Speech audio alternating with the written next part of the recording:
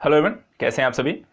आज यहाँ पर हम चर्चा करेंगे एक अलग विषय वस्तु को लेकर, लेकिन उस विषय वस्तु के बारे में बताने से पहले मैं इसकी एक इम्पॉर्टेंस आपको सभी साझा कर दूं, क्योंकि आप सभी इसे क्यों पढ़ना चाहिए और ये वीडियो आपको क्यों देखना है, इससे पहले आपको ये समझना ज़रूरी है।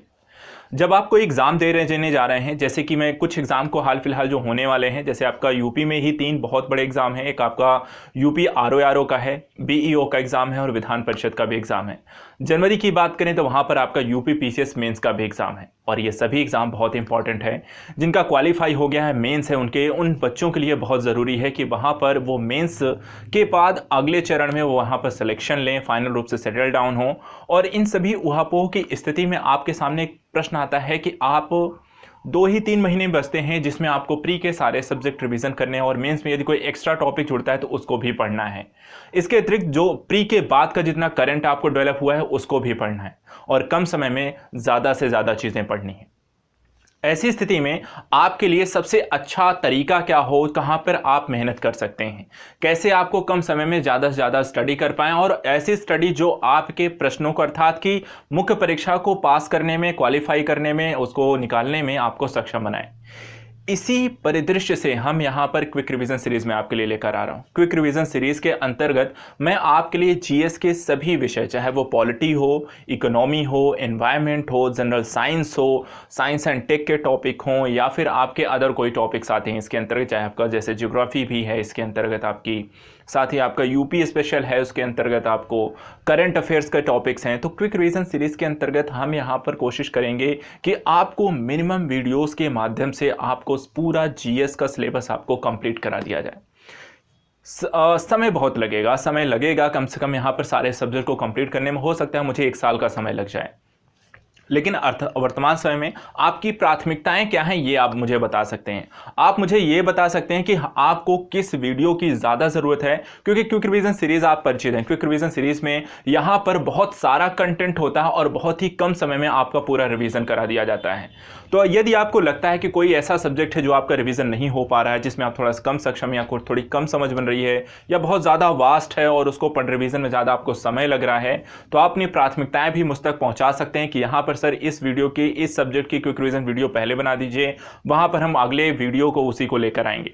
वर्तमान समय में आपको इंडियन पॉलिटी की क्विक रिवीजन सीरीज आपको 3 वीडियो उसकी मिल चुकी हैं।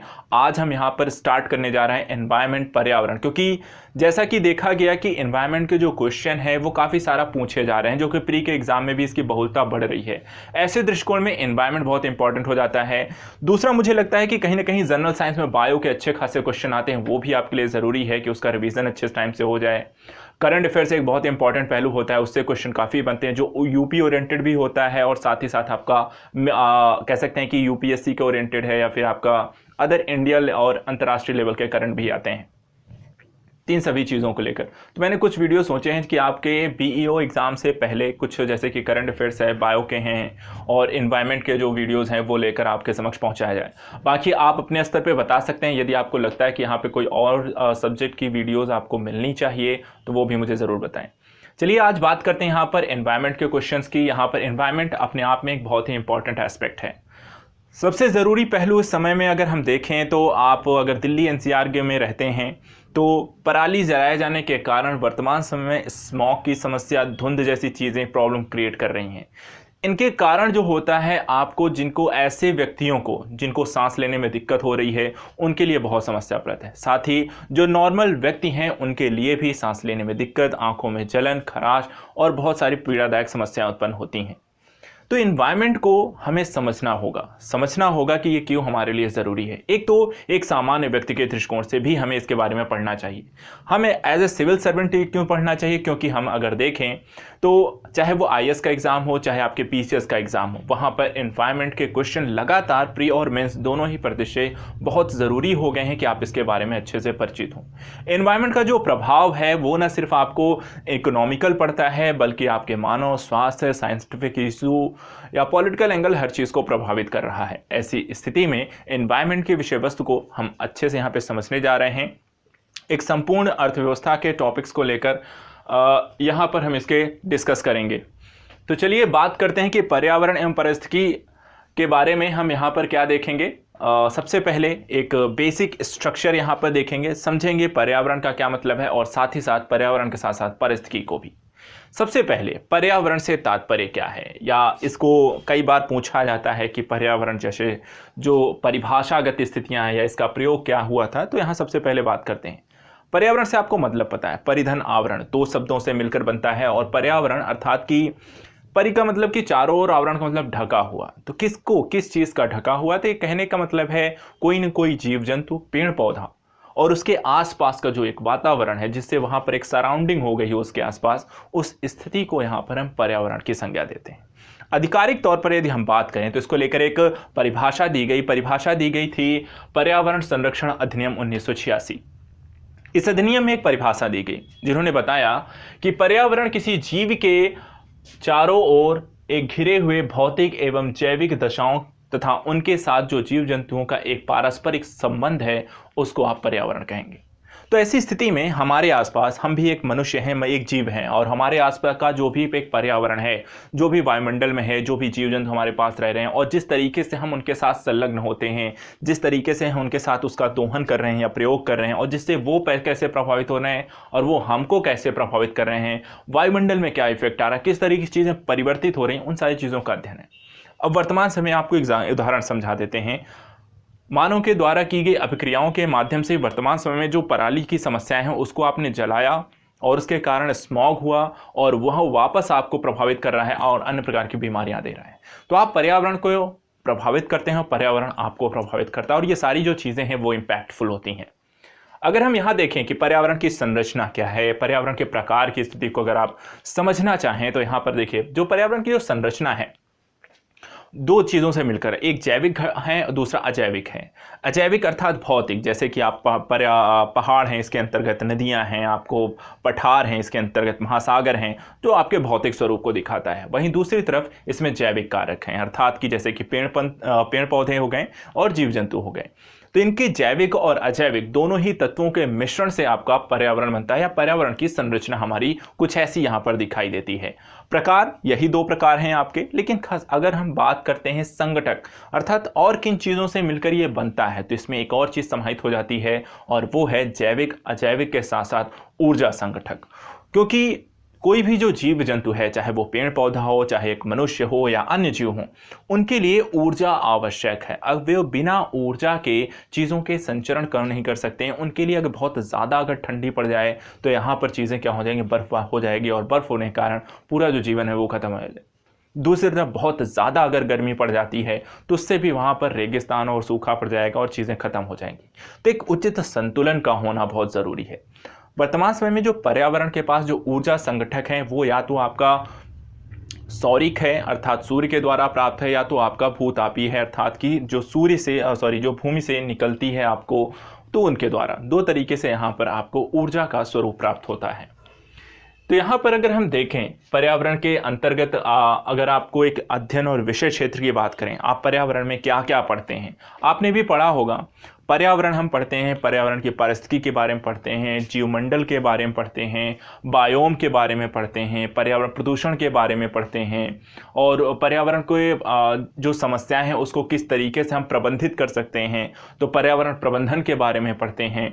और तो इन सारी चीज़ों का अगर हम कहें कि पर्यावरण का विषय क्षेत्र क्या है, तो अपने आप में एक विशाल है। यहाँ पर हम कई सारी चीज़ों का इसमें समावेशन करते हैं। कई बार कुछ ऐसे विषय वस्तु भी इसमें आते हैं जो हमें लगता है कि थोड़ा सा इकोनॉमिकल हो जाते हैं, थोड़ा सा यहाँ पर भौगोलिक हो जाता है, भूगोल के टॉपिक्स पे इसमें समाहित होते हैं, आपदा प्रबंधन की विषय वस्तु सम्मिलित होती है। तो यहाँ पर अगर हम देखें तो पर्यावरण अपने आप में कई सारी चीज़ों को यहाँ पे प्रभावित करता है।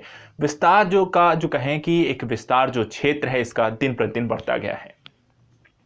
इसके अतिरिक्त अगर हम बात करें कि मानव और पर्यावरण का संबंध आप कैसे देखते हैं, तो अगर आप मानव एवं पर्यावरण के संबंध की बात करें तो ये वर्तमान समय से आप नहीं देखेंगे, इनको देखिए जब से मानव का प्रादुर्भाव हुआ, आगमन हुआ, उसके बाद से लेकर के वर्तमान की स्थिति का यदि आप अवलोकन करें तो हम इसे चार अलग अलग प्रकारों से देख सकते हैं। सबसे पहला जो संबंध बनता है मानव एवं पर्यावरण का जो संबंध होता है वो वहाँ पर मानव एक आखेटक होता है। अर्थात कि कहने का मतलब कि वो प्रकृति का एक कारक के रूप में कार्य करता है। वो अपनी सिर्फ जीवन यापन के संदर्भ में जो उसकी सिर्फ आवश्यकता है उसके लिए कार्य करता है। वो एक चीज़ को दूसरी तरफ वहाँ पर ट्रांसफ़र करने का कार्य करता है और प्रकृति पर वहाँ पर प्रभाव जो होता है उसका बहुत ज़्यादा नहीं है। वहाँ पर प्रकृति जो होती है ज़्यादा कह सकते हैं कि प्रभावशाली स्थिति रहती है।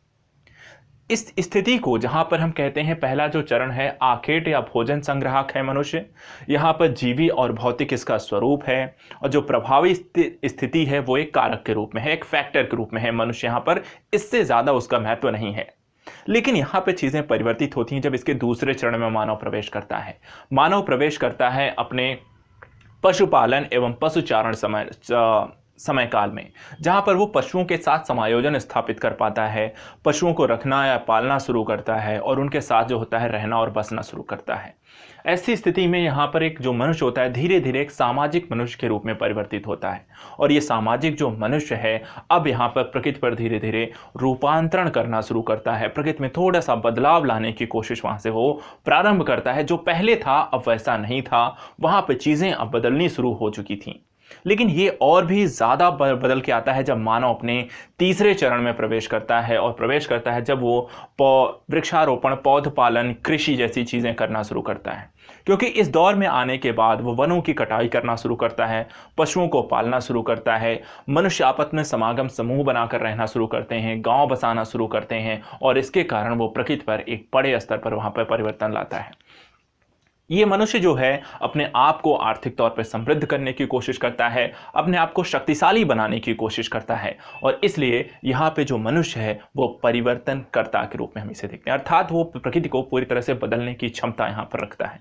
लेकिन इससे भी ज़्यादा यहाँ तक भी ठीक था, लेकिन जैसे ही मनुष्य एक प्रौद्योगिकी मानव के तौर पर प्रस्तुत होता है, विज्ञान एवं प्रौद्योगिकी का प्रादुर्भाव होता है, औद्योगिकरण की प्रक्रिया प्रारंभ होती है, मनुष्य यहाँ पर प्रकृति के संदर्भ में एक विध्वंसकर्ता के रूप में उत्पन्न होता है, जहां पर वो प्रकृति को नुकसान पहुंचाता है, प्रकृति का जो प्राकृतिक संसाधन है उनका अतिदोहन करना शुरू करता है, जिसके कारण प्रकृति जो होती है उसका वो वापस से कहते हैं कि यदि आप किसी संसाधन का उस मात्रा तक ही प्रयोग करें कि वापस से वो अपने मूल स्वरूप में आ जाए तब तक तो ये ठीक है, लेकिन यदि आप उससे ज़्यादा उसका दोहन करते हैं कि वो अपने वापस से पुनः उस स्वरूप को प्राप्त ना कर सके तो ये स्थिति ना आपके लिए अच्छी है और ना उसके लिए। तो यहाँ पर मनुष्य और हम कह सकते हैं कि जो प्रकृति का जो संबंध था वो कारक से लेकर के यहाँ विध्वंसकर्ता के स्वरूपों तक हम इसे देख सकते हैं। वर्तमान समय की जो स्थिति है मनुष्य यहाँ पर प्रकृति के संदर्भ में एक विध्वंसकर्ता के रूप में है। अब बात करते हैं कि जो पर्यावरण का अब इस स्थिति में आने के बाद अब पर्यावरण और मानव का यहाँ पे प्रभाव कैसा पड़ता हुआ दिखाई देता है, तो आप इसे अलग अलग स्वरूपों में देख सकते हैं। देखिए, पर्यावरण का जो मानव पर या मानव का जो पर्यावरण पर प्रभाव है वो दो स्वरूपों से आप देख सकते हैं। एक ऐसा जो कि प्रत्यक्षता आपको दिखाई देता है और एक ऐसा जो अप्रत्यक्ष है, अर्थात उसके रिजल्ट आने में आपको बहुत ज़्यादा समय लगता है या फिर आपने जो काम किया उसको डायरेक्टली आप पर उसका प्रभाव नहीं पड़ रहा है लेकिन वो घूम फिर कर वापस से आपको इम्पैक्ट कर रही है। इन दोनों ही प्रभावों को देखते हैं। पहला, प्रत्यक्ष प्रभाव के अंतर्गत अगर हम देखें तो मनुष्य ने क्या किया, भूमि अपने उपयोग के संदर्भ में उसमें परिवर्तन किया। जहां वन थे उनको काट दिया, वहां पे उसने कृषि करनी शुरू कर दी। ठीक है, तो वहां पर फसलों का विस्तार किया और आपको पता है जब आप कहीं से कुछ चीज़ों को परिवर्तन करेंगे तो उसका कहीं ना कहीं दुष्प्रभाव भी दिखेगा। इस प्रभाव के बारे में आपको लास्ट में एक एग्जाम्पल दूंगा, लेकिन अभी पहले देख लेते हैं और क्या क्या यहाँ पे प्रभाव पड़ता है। दूसरा यहाँ पर है निर्माण तथा उत्खनन कार्य मनुष्य के द्वारा किए गए, सड़कें बनाई गई, पुल बनाए गए, तटबंध बनाए गए, साथ ही वहाँ पे खनन के कार्य किए गए, खनिज तेलों के शोधन कार्य किए गए। तो बहुत सारे काम वहाँ पे निर्माण एवं उत्खनन कार्य भी मनुष्य के द्वारा किए गए। तीसरा, यहाँ पे मौसम रूपांतरकर्ता कार्यक्रम भी आयोजित किए गए, जिसमें मेघ बीजन का कार्यक्रम, कृत्रिम वर्षा कराने जैसी प्रक्रियाएं भी देखी गई। कुछ नाभिकीय कार्यक्रम प्रारंभ किए गए जो ऊर्जा के संदर्भ से प्रारंभ किए गए, लेकिन आगे चलकर वहां पर हमने देखा कि उसका दुरुपयोग करते हुए आपने पर्यावरण को रेडियो एक्टिविटी की एक स्थिति दी जहां पर मनुष्यों को और अन्य जीवों को नुकसान हो रहा है। परमाणु युद्ध भी उसके कारण हो चुके हैं, तो वहां पर भी आपने स्थितियां देखी हैं। अब इसका एक उदाहरण मैं आपको देता हूं कि पर्यावरण का जो मानव पे प्रभाव है, जो प्रभाव है उसको आप इस रूप में देख सकते हैं कि जब आप निर्वनीकरण करते हैं, अर्थात चलिए आपने खेतों का यहाँ पे विस्तार किया है, लगाने आपने चलिए कहा कि आपने कृषि करनी शुरू की, तो उसने आपने वनों की कटाई की। वनों की कटाई की तो उस क्षेत्र में क्या हुआ, निर्वनीकरण हो गया, वन गायब हो गए। जब निर्वनीकरण होता है तो जो पेड़ होते हैं वो मिट्टी को जकड़ के रखते हैं, लेकिन पेड़ों की कटाई के कारण वहाँ पे क्या हुआ, मृदा का क्षरण होना प्रारंभ होता है। मृदा के क्षरण होने से फिर धीरे धीरे अवनालिकाएं अपर्दन होना शुरू हो जाती हैं, मिट्टी जो होती है धीरे धीरे बीच बीच से कटनी चालू हो जाती है। अवनालिका जो अपर्दन होती है तो उसके कारण जो मिट्टी होती है वो भी बह के आपको धीरे धीरे वो भी गाद के रूप में बाहर जाने लगती है। और गाद के रूप में जाती कहाँ है, वो मिट्टी जाती है नदियों में। नदियों में जाती है तो वहाँ पे क्या होगा, नदियों के जो जल धारण जो क्षमता होती है वो धीरे धीरे वहाँ पे मिट्टी जमा होने के कारण उसकी कम होती जाती है। और एक टाइम बाद ज़्यादा जो जल होता है वो फिर अपने कह सकते हैं अपनी क्षमता से जब बाहर होगा तो वो क्या करेगा, अपने आसपास क्षेत्र में फैलेगा, तो बाढ़ की स्थितियां आपको जनरेट होना चालू हो जाएंगी। ठीक है, तो वही सारी चीज़ें आपको इसमें देखने को मिलती हैं। नदी के जलधारण में वृद्धि, बाढ़ की आवृत्ति और परिमाण में वृद्धि होगी, और इससे आपके पर्यावरण को भी और साथ ही साथ यहाँ पर पशु और जीव जंतुओं को यहाँ पर जनधन की आपको बहुत बड़ी हानि होगी। आप बाढ़ की स्थितियाँ आप सब परिचित हैं, खासकर बिहार जैसे राज्यों में है, महाराष्ट्र, कई क्षेत्रों में भारत में अच्छी खासी बाढ़ की स्थितियां लगातार और हर वर्ष में देखी जाती हैं। आसाम और बिहार इस साल के एग्जाम्पल्स के तौर पे आप देखे जा सकते हैं। इसके अतिरिक्त ये तो हो गया जहां पर हमने कहा कि किस तरीके से जो प्रत्यक्ष प्रभाव है किस तरीके से आपको प्रभावित करती। आपने रहने के लिए पेड़ों की कटाई की और उसका जो दुष्प्रभाव था वो आपको दिखाई दिया। हम उपाय क्या कर सकते हैं, हमें पता है निर्वनीकरण के कारण प्रारंभ हुआ, तो अर्थात वनों की कटाई से शुरू हुआ है काम, तो हमें वहां पर वृक्षारोपण करके इस प्रक्रिया को हम वहां पर समाप्त भी कर सकते हैं, अर्थात इसे रोक सकते हैं। ये तो यहां पर हमने देखे प्रत्यक्ष प्रभावों की प्रक्रिया। इसके साथ साथ यहां पर अप्रत्यक्ष प्रभाव भी आपको देखने को मिलते हैं, जैसे कि कृषि रसायनों का आप प्रयोग करते हैं, जो कीटनाशक हैं, जो उर्वरक आप यूज करते हैं जो कृषि के संदर्भ में। औद्योगिक अपशिष्ट का जो होता है वो आप नदियों में, तालाबों में वहाँ पे डालते हैं, वो धीरे धीरे जाके समुद्र में गिरता है। उससे जो होता है नदियों का भी और समुद्र का भी जो पानी है वो विषैला होता है, उसमें रहने वाले जो जीव जंतु हैं उनको नुकसान पहुँचता है। ऑक्सीजन की जो मात्रा होती है जल की वो कम हो जाती है, और वहाँ पे पेड़ पौधे और अन्य जीवों के लिए कह सकते हैं पनपने का या फिर बहुत सर्वाइवल की जो स्थितियाँ हैं वो बहुत खतरनाक लेवल तक पहुँच जाती हैं।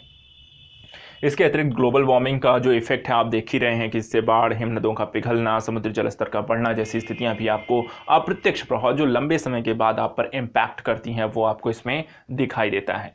इसके अतिरिक्त अगर हम देखें तो जो आप कीटनाशकों का प्रयोग करते हैं वो कहीं ना कहीं DDT का आप इस एग्जांपल्स के तौर पर यूज़ कर सकते हैं, जहां पर आपको अगर किसी गर्भ धारण जो कर रखी है महिला, अगर वो उसका प्रयोग करती है ऐसे अनाज का, तो वहां पर गर्भपात की समस्याएं देखी जाती हैं।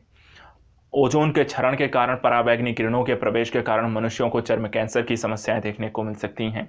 तो यहाँ पर ये जो समस्याएं हैं, जल, मृदा, वायु सबका प्रदूषण की स्थितियां हैं, ये सब यहाँ पर हमने देखा है कि जो मनुष्य है वो प्रभावित हुआ है अपने ही कर्मों के कारण। उसने पर्यावरण को भी नुकसान पहुँचाया है और वापस से फिर पर्यावरण आपको भी प्रभावित करती है। चलिए, ये तो हमने यहाँ पे समझा किस तरीके से पर्यावरण क्या है उसके बारे में जानकारी ली, उनके संबंधों की समीक्षा की, प्रभावों के बारे में आपको जानकारी दी। आइए समझते हैं कि मानव एवं पर्यावरण के संबंधों को लेकर किस तरीके की अवधारणाएं यहाँ पर पर्यावरण और भूगोलवेत्ताओं ने प्रस्तुत की है। यहाँ पर जैसे कि एक अवधारणा है, एक नियतिवादी अवधारणा। इसको हम्बोल्ट और रेडजल जैसे कह सकते पर्यावरण और भूगोलवेत्ताओं ने इस सिद्धांत को दिया था, जिसमें उन्होंने कहा कि मनुष्य सिर्फ एक कारक के रूप में है। प्रकृति जो होती है यहाँ पर मेन और केंद्र बिंदु में है, वो शक्तिशाली स्वरूप में है और मनुष्य यहाँ पर उसको किसी तरीके से नुकसान नहीं पहुंचा सकता है। वहीं दूसरी अवधारणा एक लेकर है जिसको कहते हैं संभववादी अवधारणा।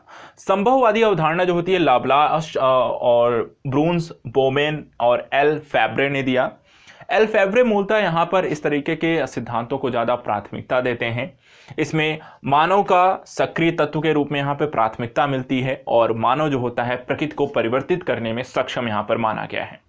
अर्थात कहने का मतलब, यदि मनुष्य के पास सभी प्रकार के संसाधन उपलब्ध हैं तो वो प्रकृति को जैसे चाहे वैसे परिवर्तित कर सकता है। एक मतलब कह सकते हैं कि अपोजिट अवधारणा, नियतिवादी से पूरी तरह से अलग अवधारणा यहाँ पर संभववादी अवधारणा को प्रस्तुत करती है।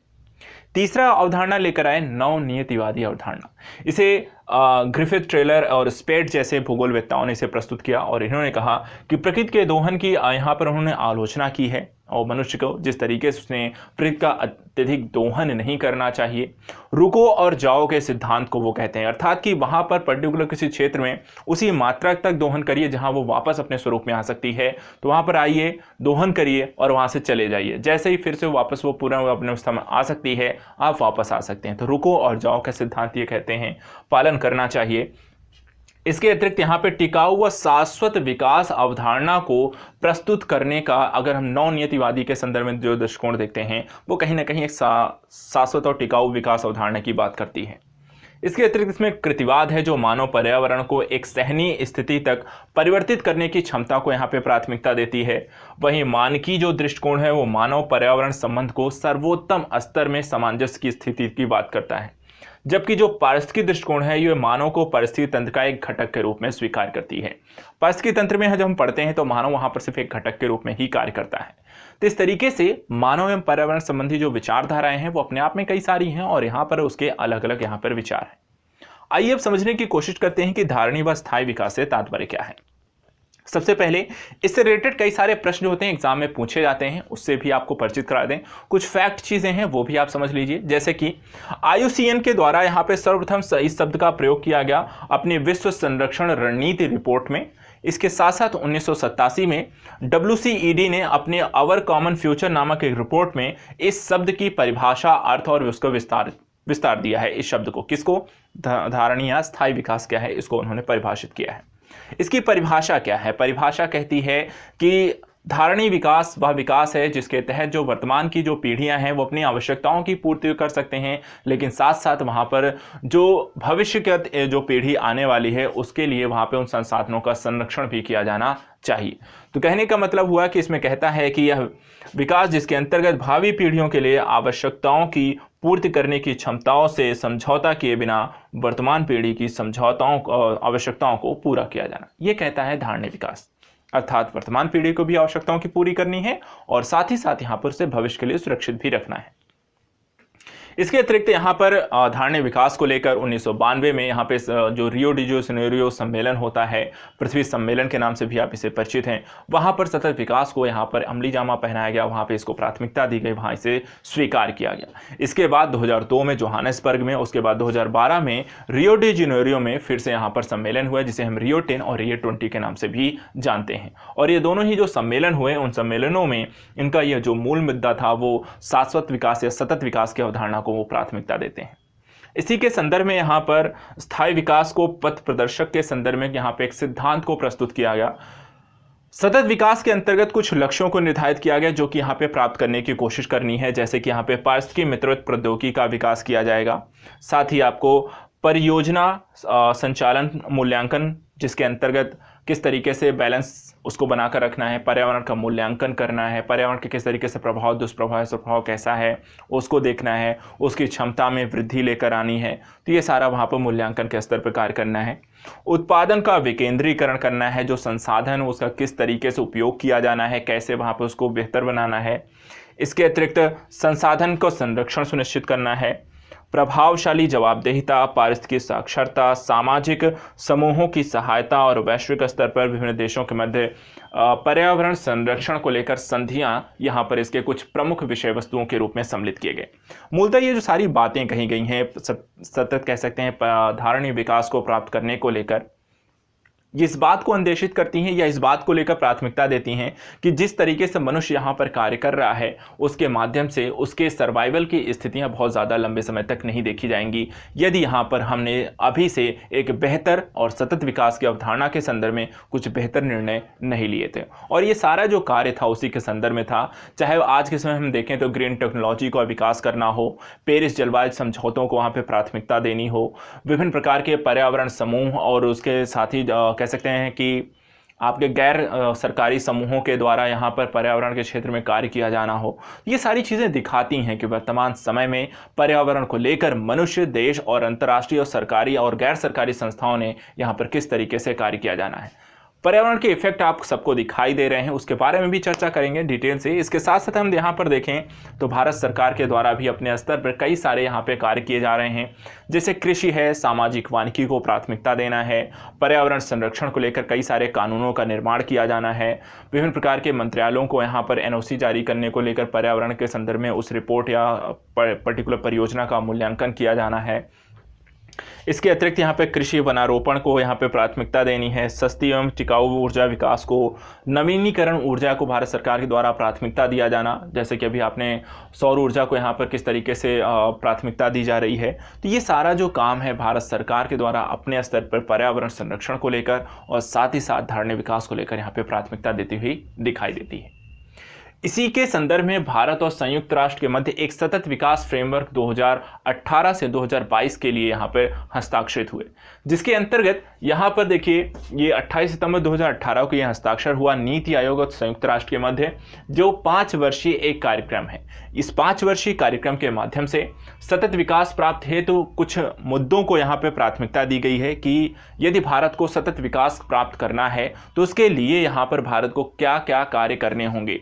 जैसे कि वहाँ पर एक मुद्दे हैं, उसमें एक है गरीबी एवं शहरीकरण के संदर्भ में कि गरीबी को दूर करना है, शहरीकरण को वहाँ पर लेकर आना है, लेकिन वहाँ पर संयोजित करते हुए पर्यावरण को बिना नुकसान पहुँचाए। इसके अतिरिक्त स्वास्थ्य यहाँ पर जल है, स्वच्छता को प्राथमिक, स्वास्थ्य है, जल है, स्वच्छता, शिक्षा, पोषण, खाद्य सुरक्षा, जलवायु परिवर्तन, हरित ऊर्जा, आपदा से निपटने की तैयारी, कौशल, उद्यमिता, रोजगार सृजन, लैंगिक समानता, युवा विकास जैसी चीज़ों को यहाँ पर संयुक्त राष्ट्र विकास कार्यक्रम के अंतर्गत इसमें रखा गया है। इसके लिए यहाँ पे 11,000 करोड़ रुपए का बजट भी आवंटित किया गया है, जिसमें 47% जो इसका हिस्सा है वो सरकार, निजी क्षेत्र और अन्य समूहों के द्वारा यहाँ पर दिए जाएंगे। इस तरीके से संयुक्त राष्ट्र सतत विकास कार्यक्रम यहाँ पर कई अलग अलग क्षेत्रों में किस तरीके से कार्य करके हम सतत विकास के लक्ष्यों को प्राप्त कर सकते हैं, उसको लेकर यह समझौता किया गया। तो ये यहाँ पर हमने देखा पर्यावरण को लेकर कुछ महत्वपूर्ण पहलुओं के बारे में बात की। अब मैं यहाँ पर कुछ ऐसे एस्पेक्ट की आपको चर्चा करने जा रहा हूँ जो कि फैक्चुअल है, डाटा है और एग्जाम में काफी सारे इस तरह के क्वेश्चन पूछे जाते हैं। तो परीक्षा की दृष्टि जो महत्वपूर्ण तथ्य एवं घटनाएं हैं उनको यहाँ पर देख लेते हैं। जैसे कि खेती की सर्वाधिक पुरातन प्रणाली कौन सी है, तो वो कौन सी है, आपकी झूम कृषि है। कौन सी? झूम कृषि है। दूसरा है मनुष्य की सर्वाधिक कार्यक्षम तापमान 25 डिग्री सेल्सियस तथा आर्द्रता 60 डिग्री होती है। अर्थात किस तापमान पर मनुष्य सबसे अच्छे तरीके से कार्य कर सकता है, तो 25 डिग्री सेल्सियस। और कितनी आर्द्रता होनी चाहिए कि जहां पर मनुष्य सबसे अच्छा परफॉर्म कर सकता है, तो 60% की आर्द्रता वहां पर होनी चाहिए। इसके अतिरिक्त मानव भूगोल के जो जन्मदाता हैं फ्रेडरिक रेडजेल हैं। सर्वप्रथम औद्योगिक क्रांति आप परिचित हैं, इंग्लैंड में हुई थी। मेघ बीजन के लिए जो आपका क्लाउड सीडिंग होती है, कृत्रिम वर्षा होती है, उसके लिए यहां पर ठोस कार्बन डाइऑक्साइड तथा आयोडीन यौगिक का प्रयोग किया जाता है। भूमिगत जल अतिदोहन से सर्वाधिक जो प्रभावित था, ऐसा कौन सा शहर है जो सर्वाधिक भूमिगत जल का इतना ज्यादा दोहन कर लिया गया है कि वहां पर आज पीने के पानी की समस्याएं हैं, तो वो शहर है जहां पे विश्व में सबसे ज्यादा भूमिगत जल का दोहन किया गया है, ब्रुकलिन शहर है। ब्रुकलिन शहर ये आपका यूएसए में पड़ता है। दूसरा क्वेश्चन जिसके बारे में आप परिचित हैं, ओजोन परत के क्षरण के लिए कौन सी गैसें जिम्मेदार है, तो यहां पर क्लोरोफ्लोरोकार्बन, नाइट्रोजन ऑक्साइड सबसे ज्यादा, क्लोरोफ्लोरोकार्बन दूसरे नंबर पे नाइट्रोजन ऑक्साइड। इसके अतिरिक्त ओजोन परत का क्षरण का सर्वप्रथम पता किसके द्वारा लगाया गया, किसने कहा था या किसके द्वारा यह पता लगाया गया कि ओजोन परत का क्षरण हो रहा है, उनका नाम था जोसेफ फोरमैन के द्वारा। क्या कौन थे? Joseph foreman. इसके अतिरिक्त कुछ घटनाएं हुई हैं, जैसे कि भोपाल है, चेरनोबिल घटनाएं हैं, कई बार इस तरह क्वेश्चन भी पूछते हैं। तो भोपाल गैस त्रासदी जो हुई थी 3 दिसंबर 1984 को, और यहाँ पे जो गैस लीक हुई थी उसका नाम था मिथाइल आइसोसाइनाइड। दूसरी घटना हुई चेरनोबिल परमाणु दुर्घटना 26 अप्रैल 1986 यूक्रेन में। तीसरा यहाँ पर 3 माइल आइलैंड दुर्घटना 28 मार्च 1779 को, परमाणु ऊर्जा संयंत्र की दुर्घटना जो कि यूएसए में हुई थी। इसके अतिरिक्त धारणीय विकास को लेकर यहाँ पे कुछ तथ्यात्मक जानकारी है, जैसे कि धारणीय या स्थायी विकास अवधारणा के जो प्रतिपादक हैं वो कौन थे, इस तरह क्वेश्चन भी आपको पूछा गया है। खासकर यूपीएससी ने भी ये क्वेश्चन अभी हाल ही में आपका जो प्री का पेपर हुआ वहां पर सतत विकास धारणा को लेकर यहाँ पे क्वेश्चन पूछा गया था। धारणीय विकास का जो यहाँ पर स्थायी या धारणीय विकास की जो अवधारणा यहाँ पे प्रस्तुत करने का जो श्रेय है ब्रटलैंड को जाता है। ब्रटलैंड कमेटी या रिपोर्ट्स भी हम इसके बारे में पढ़ते हैं। 1987 में ये प्रस्तुत की गई। धारणीय विकास के 5 मुख्य क्षेत्र कौन से हैं?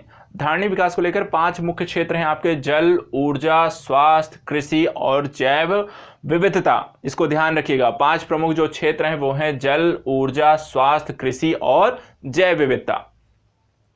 भारत में धारणीय विकास के दृष्टिकोण से विद्युत उत्पादन के सबसे अच्छे स्रोत कौन से हैं? सर्वाधिक अच्छे स्रोत कौन से हैं? तो ये क्रमशः है, सबसे अच्छा भारत के लिए सौर ऊर्जा, दूसरा पवन ऊर्जा और तीसरा जल विद्युत ऊर्जा। भारत में यहाँ पे नवीकरणीय ऊर्जा के तौर पर उसकी ऊर्जा आवश्यकताओं को पूर्ति करने के दृष्टिकोण से उचित है और उपयोगी भी। इसके अतिरिक्त धारणीय विकास प्राकृतिक संसाधनों के उपभोग के संदर्भ में अंतर पीढ़ीगत संवेदनशीलता की बात करता है। तो धारणीय विकास मूलतः क्या है? 2 अलग अलग पीढ़ियों के लिए वहां पर बात कर रहा है और उसके संदर्भ में किस तरह के संसाधन के उपभोग की, प्राकृतिक जो संसाधन है उसी का वर्तमान पीढ़ी की आवश्यकताओं की पूर्ति के लिए और भविष्य की पीढ़ी की आवश्यकताओं के लिए प्राकृतिक संसाधनों का वहां पर हमें समझदारी से उपयोग करने की बात करता है। भारत में गैर परंपरागत ऊर्जा विभाग की स्थापना कब हुई? 1982 में हुई है। इसी तरीके से राष्ट्रीय पर्यावरण अभियांत्रिकी शोध संस्थान कहां है? नागपुर में। कहां है? नागपुर में। इसके अतिरिक्त पर्यावरण सुरक्षा अधिनियम को और किस नाम से जाना जाता है? छाता विधान। ठीक है, छाता विधान के नाम से हम पर्यावरण सुरक्षा अधिनियम को जानते हैं। और एक और फैक्ट है कि भारतीय नवीकरणीय ऊर्जा विकास अधिकरण की स्थापना कब हुई? 1987 में। ठीक है, तो ये सारे जो फैक्ट इनको ध्यान रखना है। भारतीय नवीकरणीय ऊर्जा विकास अधिकरण की स्थापना 1987 में हुई। पर्यावरण के जब बारे में आप पढ़ते हैं तो पर्यावरण के साथ साथ एक शब्द इसमें जुड़ा होता है, पर्यावरण एवं पारिस्थितिकी। पारिस्थितिकी क्या है और पारिस्थितिकी के अंतर्गत हम किन किन चीज़ों के बारे में पढ़ते हैं? पारिस्थितिकी से कई सारे क्वेश्चन आपको पिछले कई सालों के एग्जाम में लगातार पूछे गए हैं और ये बहुत ही इंपॉर्टेंट एस्पेक्ट है आपके एग्जाम से। तो पारिस्थितिकी का यहाँ पर देखिए, सर्वप्रथम इकोलॉजी जो शब्द का जो प्रयोग किया था ये अर्नेस्ट हेकल के द्वारा 1866 में किया गया था। यहाँ पर उन्होंने एक जो शब्द था, लैटिन शब्द था ओक्योलॉजी, जिसका मतलब होता है यहाँ पर निवास या क्षेत्र स्थान के बारे में बात करते हैं। तो यहाँ पर पारिस्थितिकी अर्थात कि एक पर्टिकुलर जो क्षेत्र जहाँ पर जीव या उसके साथ का आवासीय जो क्षेत्र है उसको बारे में हम बात करते हैं। यहाँ पर वातावरण और जीव समुदाय के पारस्परिक जो संबंधों का अध्ययन होता है उसको हम यहाँ पर पारिस्थितिकी के नाम से जानते हैं। तो वातावरण और जीव जो हैं, यहाँ पर जीव समुदाय के जो पारस्परिक जो संबंध है वो क्या है आपका? वही है आपका, यहाँ पर हम पारिस्थितिकी के नाम से जानते हैं। पारिस्थितिकी शब्द का सर्वप्रथम प्रयोग या इकोलॉजी शब्द का सर्वप्रथम प्रयोग अर्नेस्ट हेकल के द्वारा किया गया। इसके अतिरिक्त पारिस्थितिकी विज्ञान की अपनी कई शाखाएं हैं जिसके अंतर्गत कई सारी चीज़ों का हम अध्ययन करते हैं और कई बार इससे रिलेटेड क्वेश्चन बनते हैं। जैसे कि स्वयं पारिस्थितिकी क्या है? स्वयं पारिस्थितिकी का मतलब होता है जिसमें एक व्यक्तिगत पौधे जंतु का वातावरण के साथ संबंध। ठीक है, किसी एक व्यक्तिगत पौधे या किसी एक जंतु का यहाँ पर कि उसके आसपास का जो वातावरण है उसको अध्ययन करने को हम कहते हैं स्वयं पारिस्थितिकी। इसी तरीके से आता है समुदाय पारिस्थितिकी। तो समुदाय पारिस्थितिकी को 3 भागों में डिवाइड करते हैं। पहला है आबादी पारिस्थितिकी। आबादी पारिस्थितिकी का मतलब होता है किसी स्थान पर एक ही जाति विशेष के जंतु या पादप का उसके आसपास के वातावरण के साथ संबंधों का जो अध्ययन है उसको हम कहते हैं आबादी पर्यावरण। तो यहाँ पर क्या हुआ? किसी एक स्थान पर किसी एक जाति के पौधे या जंतु की जो आबादी है उसका वातावरण के साथ जो संबंध है वो आपका आबादी पर्यावरण होगा। दूसरा इसमें आएगा आपका समुदाय पारिस्थितिकी। समुदाय पारिस्थितिकी का मतलब हुआ कि जिसमें आपके किसी स्थान पर सभी जीवधारी, चाहे वो पेड़ पौधे भी हैं, वहां पर जीव जंतु भी रहते हैं, तो पेड़ पौधे और जीवधारियों और उनके द्वारा जो सम्मिलित आपकी आबादी बनती है और उनका जो वातावरण के साथ जो संबंध बनता है उसको हम कहते हैं समुदाय पारिस्थितिकी। और तीसरा इसके अंतर्गत आता है पारिस्थितिकी तंत्र पारिस्थितिकी। इसके अंतर्गत आपके किसी स्थान के जीवी, अजीवी और ऊर्जा संगठक तथा तत्वों के चक्रीकरण इत्यादि के सम्मिलित स्वरूपों का जो अध्ययन होता है वो आपका पारिस्थितिकी तंत्र कहलाएगा। तो इस तरीके से हम पारिस्थितिकी विज्ञान की शाखाओं के अंतर्गत इसको कई अलग अलग माध्यम से यहाँ पर एक व्यक्ति से लेकर के पूरे की पूरी संरचना का भी हम अध्ययन करते हैं। आवास के स्थान पर यदि हम पारिस्थितिकी क्षेत्र को देखें तो यहाँ पर आपको जलीय पारिस्थितिकी और स्थलीय पारिस्थितिकी देखने को मिलती है। जलीय पारिस्थितिकी जहाँ पर जैसे आप स्वच्छ जल है, तालाब है, नदी को देख सकते हैं, और खारे पानी के संदर्भ में आप समुद्र के झीलें हैं और आपका समुद्र है तो उसको आप देख सकते हैं। इसी तरीके से स्थलीय पारिस्थितिकी के बारे में अगर हम देखें तो स्थलीय पारिस्थितिकी के तौर पे आप घास के पारिस्थितिकी देख सकते हैं, वन पारिस्थितिकी देख सकते हैं, और आपका मरुस्थल पारिस्थितिकी है, फसल पारिस्थितिकी है, इसे आप यहाँ पर देख सकते हैं। पारिस्थितिकी के कारक क्या हैं? पारिस्थितिकी किन किन चीज़ों से प्रभावित है, पारिस्थितिकी पर किन किन कारकों का इफेक्ट पड़ता हुआ दिखाई देता है? तो देखिए, पारिस्थितिकी में जलवायवीय कारक हैं, जैसे कि आप इसमें देख सकते हैं प्रकाश, तापमान, जल, वर्षा, वायुमंडलीय नमी, वायु की गति और गैसें इत्यादि, ये आपको स्थलाकृतिक कारक में आती हैं। इसके अतिरिक्त जलवायवीय कारक में आती हैं। स्थलाकृतिक कारक के अंतर्गत आपका ढलाई हो गई, आपका ऊंचाई हो गई, और आपका कितना खुलाव है पर्टिकुलर क्षेत्र में, उसकी बात करते हैं। मृदा के अंतर्गत बात करें तो खनिज हो गया, आपका कार्बनिक पदार्थ हो गए, आपके शैवाल हो गए, ये सारी चीज़ें जो इफेक्ट डालती हैं वो मृदा के अंतर्गत आती हैं। और जीवी कारक के अंतर्गत आपके सूक्ष्म जीव हो गए, आपके पौधे हो गए, जीव जंतु हो गए, तो ये आपके जीवी कारक के अंतर्गत आते हैं। तो इस तरीके से हमने यहाँ पर पर्यावरण को समझने की कोशिश की, पारिस्थितिकी को यहाँ पर जानने की कोशिश की है। अब इसके और यहाँ पर पारिस्थितिकी के बारे में थोड़ा सा और डिटेल समझते हैं। तो यहाँ पर हमने देखा कि पारिस्थितिकी को प्रभावित करने वाले जो ये कारक हैं, इनसे कई सारे क्वेश्चन पिछले कई सारे एग्जाम में आपको पूछे गए, इसलिए यहाँ पर मैंने इनके बारे में थोड़ी सी डिटेल नॉलेज आपको देने की कोशिश की है, क्योंकि यहाँ से यदि आपका कोई भी क्वेश्चन आता है तो आपको यहाँ पे गलत नहीं करना है।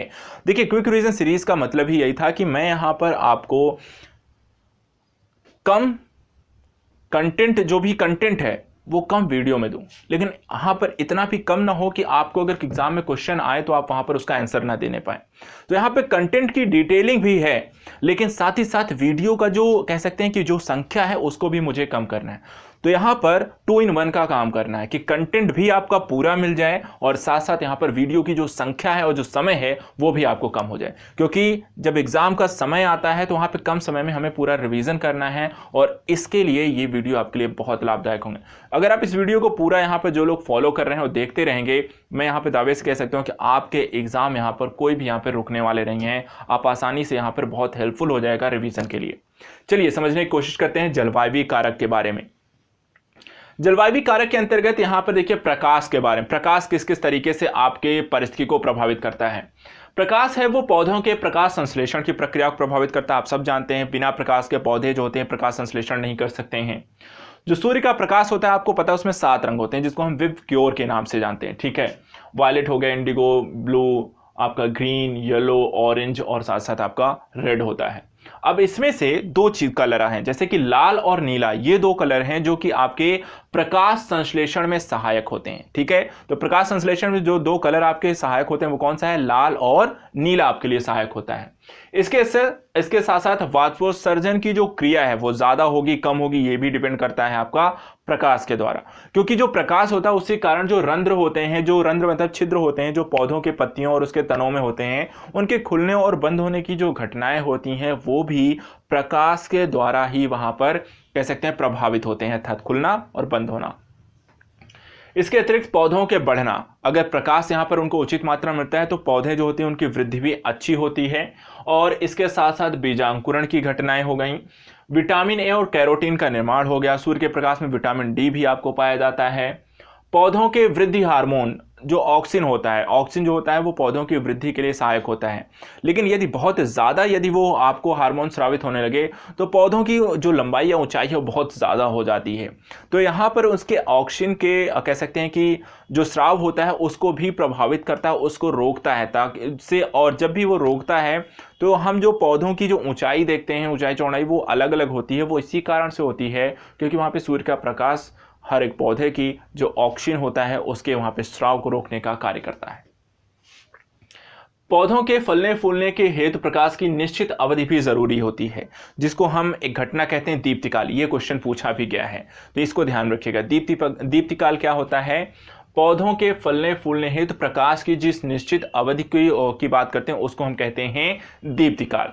अब दीप्तिकाल में भी कुछ होते हैं दीर्घ दीप्तिकाली पौधे, कुछ होते हैं अल्प दीप्तिकाली पौधे, कुछ प्रकाश उदासीन पौधे होते हैं, कुछ प्रकाश प्रिय पौधे होते हैं, कुछ छाया प्रिय पौधे होते हैं। तो इनके नाम ध्यान रखिए क्योंकि नाम ही पूछता है। तो देखिए, दीर्घ दीप्तिकाल पौधे अर्थात ऐसे पौधे जिनके पुष्पन के लिए, उन पौधों के पुष्पों के निकलने के लिए वहां पे ज्यादा प्रकाश की आवश्यकता होती है, उनको हम दीर्घ दीप्तिकाली पौधे कहते हैं। नाम ध्यान रखिएगा, जैसे हेनबेन, पालक, जौ और ज्यादातर ग्रीष्मकालीन पौधे इसके अंतर्गत आएंगे। दूसरा है अल्प दीप्तिकाल पौधे, जिनके पौधों के पुष्पन के हेतु वहां पे कम समय के लिए प्रकाश की आवश्यकता होगी, उन्हें हम कहेंगे यहां पर अल्प दीप्तिकाल पौधे, जैसे कि सोयाबीन, जेंथियम हो गया। कुछ ऐसे भी पौधे होते हैं जिनके लिए प्रकाश की अवधि वहां पर मायने नहीं रखती है, इनको हम कहते हैं प्रकाश उदासीन पौधे, जैसे कि आपका टमाटर, मिर्च, कपास। कुछ ऐसे पौधे होते हैं जो प्रकाश प्रिय होते हैं, अर्थात उनको ज्यादा से ज्यादा प्रकाश होता है और ज्यादा लंबे समय तक प्रकाश जहां पर उपस्थित होता है वहां पर होते हैं, जैसे कि आपका सूर्यमुखी, चीड़, सागौन होते हैं। कुछ ऐसे पौधे होते हैं जो छाया प्रिय होते हैं, जिनके प्रकाश बहुत ज्यादा जरूरत नहीं होती है, जैसे कि टैक्सस, एबिस और पाइसिया। ये एग्जाम्पल, ये नाम ही पूछा है इसलिए मैंने यहाँ पे नाम ही रखा है और इनका एग्जाम्पल परिभाषा मैंने आपको बता दी है। बस आपको इनका नाम ध्यान रखना है, इनके नाम को लेकर ही क्वेश्चन पूछे गए हैं और ये पूछे जाते रहते हैं। जलवायु कारक के अंतर्गत हमने देखा प्रकाश किस किस तरीके से पारिस्थितिकी पर बदलाव लाता है, परिवर्तन लेकर आता है। अब बात करते हैं तापमान, टेम्परेचर किस तरीके से इफेक्ट डालता है। जैसे कि एंजाइम जो होते हैं आपके, एंजाइम विकार जिसको हम कहते हैं, एंजाइम सबसे ज्यादा सक्रिय कब होता है, तो यहां पर 25 से 35 डिग्री सेल्सियस पर आपका एंजाइम सबसे अधिक क्रियाशील रहता है। 0 डिग्री सेल्सियस पर वो अक्रियाशील हो जाता है और 60, 70 या उससे ज्यादा की स्थिति पर वो पूरी तरह से नष्ट हो जाते हैं, खराब हो जाते हैं। इसी तरीके से भूमध्य रेखा से ध्रुवों और समुद्र तल से ऊंचाई की ओर जाएंगे तो आपको पता है तापमान कम हो जाता है। इसके अतिरिक्त प्रकाश संश्लेषण की जो दर है वो सबसे अच्छी होती है 30 से 35 डिग्री सेल्सियस पर। 30 से 35 डिग्री सेल्सियस प्रकाश संश्लेषण की जो दर है वो अधिकतम होती है। इसके अतिरिक्त 10 डिग्री सेल्सियस की वृद्धि होने पर प्रकाश संश्लेषण की जो दर है वो आपकी दोगुनी हो जाती है। कितना, ये भी क्वेश्चन पूछा गया एग्जाम में, ध्यान रखिएगा। प्रति 10 डिग्री सेल्सियस की वृद्धि पर प्रकाश संश्लेषण की जो दर है वो दोगुनी हो जाती है।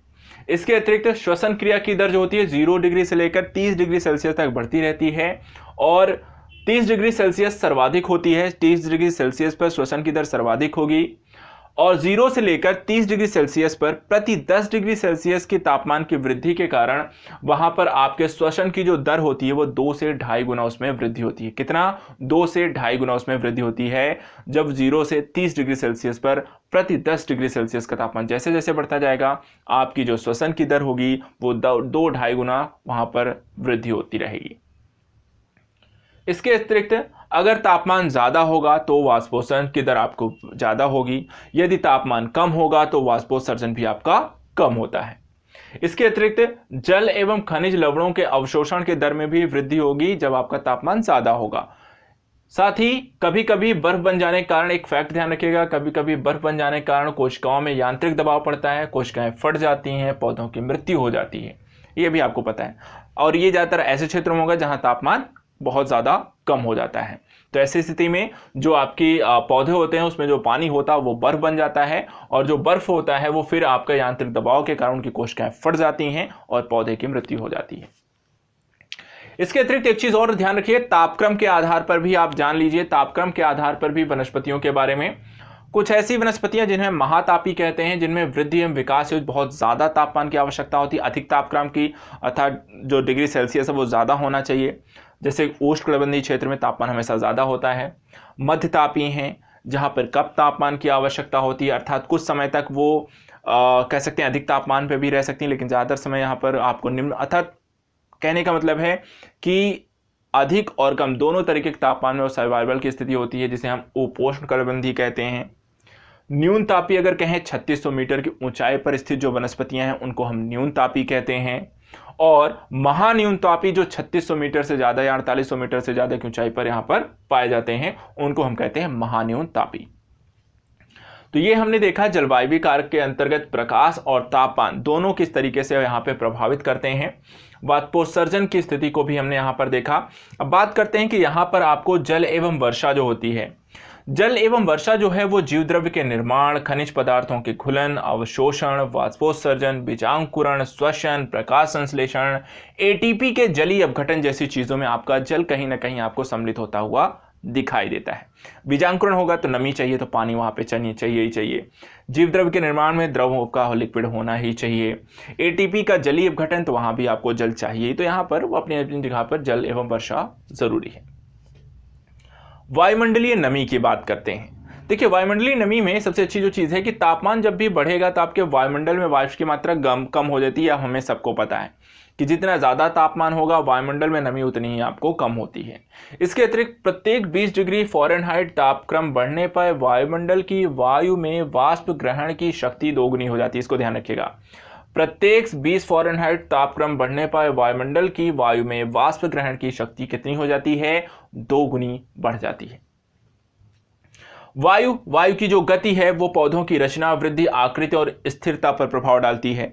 इसी तरह जो वायुमंडल की गैसें हैं इसमें सर्वाधिक आपका नाइट्रोजन है 78%, ऑक्सीजन है 21%, ऑर्गन है 0.93%, कार्बन डाइऑक्साइड है, जलवाष्प है, नियोन है, हीलियम है, मीथेन है। इसके अतिरिक्त इन गैसों का इंपॉर्टेंस क्या है वो हमें जानना जरूरी है। जैसे कि अगर हम देखें यहाँ पर कार्बन डाइऑक्साइड, नाइट्रोजन और ऑक्सीजन ये जलवाष्प चक्रीकरण के लिए जरूरी हैं। जलवाष्प के चक्रीकरण के तीनों आवश्यक हैं। ऑक्सीजन श्वसन के लिए हमारे लिए ज़रूरी है। कार्बन डाइऑक्साइड प्रकाश संश्लेषण के लिए ज़रूरी है। नाइट्रोजन प्रोटीन संश्लेषण और न्यूक्लिक अम्लों के निर्माण के लिए ज़रूरी है। तो कई बार ये क्वेश्चन आपको पूछ ले जाते हैं किनका कहाँ कैसे उपयोग होता है। तो इन गैसों के बारे में ये जानकारी हमने देख ली यहाँ पर।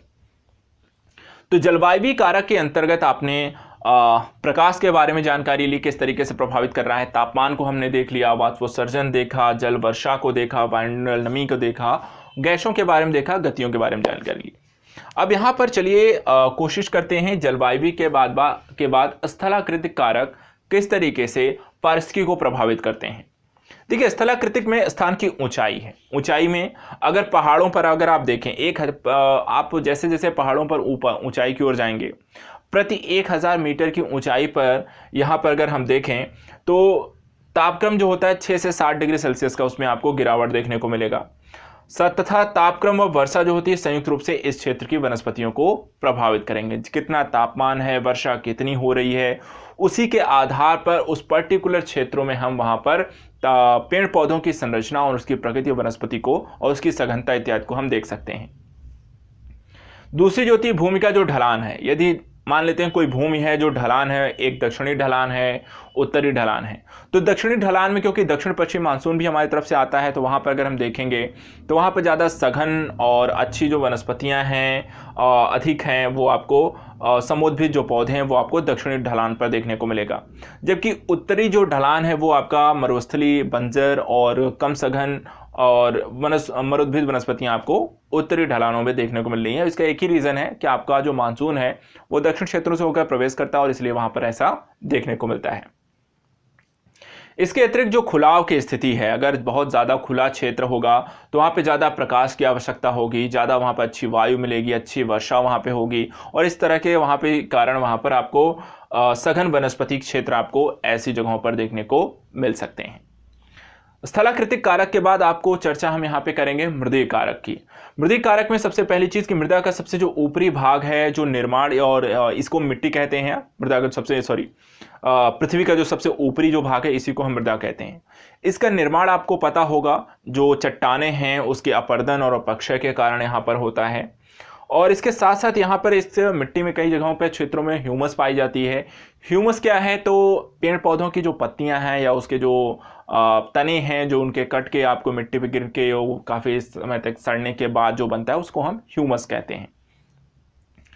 परिस्थिति के आधार पर यदि हम मृदा के प्रकारों की चर्चा करें तो यहाँ पर आप देख सकते हैं कि कुछ अवशिष्ट हैं जो कि मिट्टी के बनने के स्थान पर ही आपको बने रहते हैं, तो अवशिष्ट मिट्टियाँ होती हैं।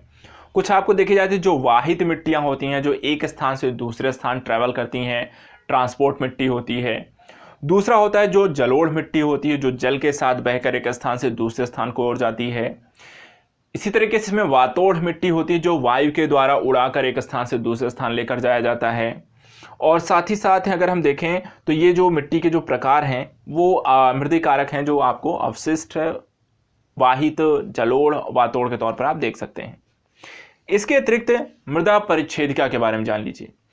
मृदा परिच्छेदिका अर्थात कोई भी जो मिट्टी है, मिट्टी की संरचना है, अगर हम उसको अगर काट दें अगर बीच से, तो वहां पर अगर हम देखें तो उसके कुछ संस्तर पाए जाएंगे, अर्थात मिट्टी के अलग अलग कलर की स्थितियां और पट्टियां आपको देखने को मिलती हैं। इसी को बोला जाता है संस्तर। तो यहाँ पर अगर हम देखें तो एक मृदा का जो संस्तर है, संस्तर ए जो है उसके बारे में ध्यान रखिएगा, ये सबसे ऊपरी पार्ट होता है, सबसे ऊपर जो पार्ट होता है उसे हम संस्तर मिट्टी का ए संस्तर कहते हैं। ये शीर्ष भाग होता है, सबसे ज्यादा उपजाऊ होता है।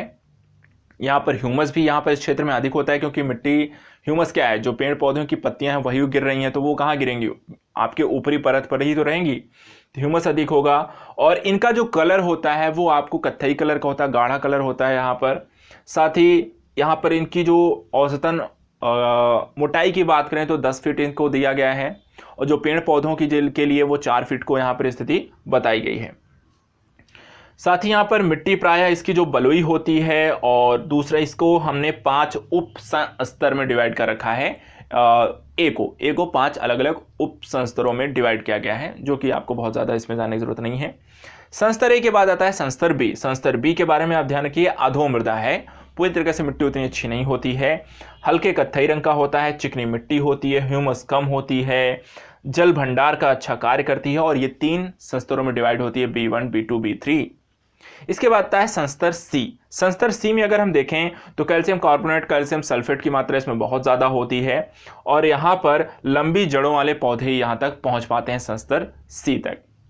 इसके बाद आता है संस्तर डी आता है। संस्तर डी अगर देखें तो चट्टानों की जो तहे हैं या बड़े बड़े जो आपके पत्थर हैं वो वहाँ पर आपको इस संस्तर में देखे जाएंगे। जैविक क्रियाएं नहीं होती हैं, ना ही यहाँ पे कोई पौधों की जड़ें पहुँचती हैं। तो इस तरीके से हमने यहाँ पर मृदीय कारक को यहाँ पर पढ़ा। मृदीय कारकों में आपको यहाँ पर हमने देखा कि मृदा के संस्तर, उसकी मोटाई, कारक, इन सारी चीज़ों की पहचान की। अब आइए पढ़ते हैं यहाँ पर कि मृदा का संगठन कैसे हुआ है और इनकी क्या भूमिका होती है, किस तरीके से मृदा के संदर्भ में ये इंपॉर्टेंस अपनी कैसे रखते हैं। इसमें से कुछ क्वेश्चन है जो कि आपके एग्जाम में पूछे गए हैं, इसलिए मैंने यहाँ पे थोड़ी सी जानकारी इसके संदर्भ में दी है। काफ़ी सारी चीज़ें हैं जो कि अलग अलग एग्जामों में कुछ साइंटिफिक तरीके से, कुछ पर्यावरण दृष्टिकोण से, कुछ एग्रीकल्चर दृष्टिकोण से आपके क्वेश्चन पूछे जाते हैं। जैसे कि आपके मृदा के संगठन की अगर हम बात करें तो ये किस तरीके से, किन किन चीज़ों से मिलकर बनी है, मृदा किन किन चीज़ों से मिलकर बनी है, क्या आपको ये पता है? शायद नहीं और शायद हाँ। अगर नहीं पता है तो चलिए पता करते हैं। देखिए, इसमें होता है ह्यूमस या कार्बनिक पदार्थ 5 से 10% मिट्टी में, साथ ही खनिज पदार्थ 40 से 45%, मृदा जल जो होता है यहाँ पर आपको 25%, मृदा वायु 25%, साथ ही मृदा जीव और मृदा अभिक्रियाएं, ये सब सम्मिलित स्वरूप से यहाँ पे आपके मृदा के संगठन का कार्य करती हैं।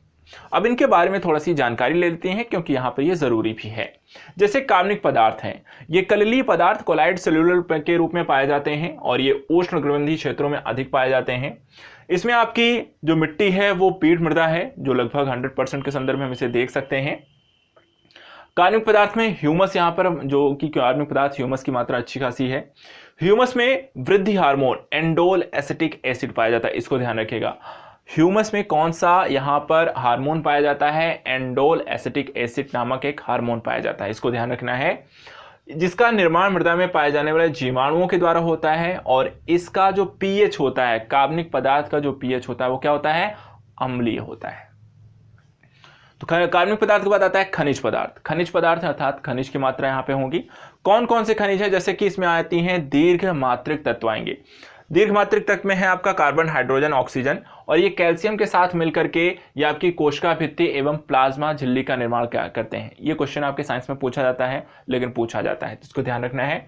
प्लाज्मा झिल्ली और कोशिका भित्ति का निर्माण यहाँ पर कौन कौन सी गैसों या खनिज तत्वों के सम्मिश्रण से बनता है? तो CHO के सम्मिश्रण से बनता है। इसके अतिरिक्त NPS अर्थात नाइट्रोजन, फास्फोरस, सल्फर मिक्स करके यहाँ पर अमीनो अम्ल, प्रोटीन और न्यूक्लिक अम्ल का निर्माण करते हैं। साथ ही साथ आपके जीवद्रव्य के निर्माण में भी इनकी महत्वपूर्ण भूमिका है।